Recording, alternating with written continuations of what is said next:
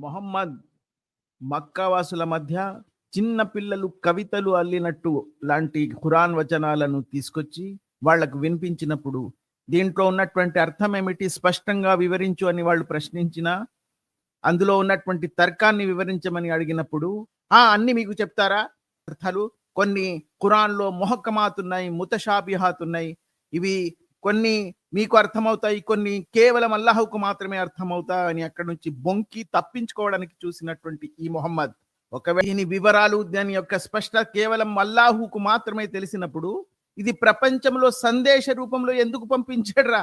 అంటే అవసరం ఉన్నప్పుడు స్పష్టంగా వివరించబడిన గ్రంథం, అవసరం లేనప్పుడు ప్రశ్నించినప్పుడు తర్కం ఆలోచించి అడిగినప్పుడు ఇది అస్పష్టంగా కేవలం అల్లాహుకు మాత్రమే అని చెప్పి తప్పించుకోవడానికి ఆడిన నాటకం మాత్రమే. ఇలాగ ఎంతమందిని మూర్ఖుల్ని చేస్తారా మీరు?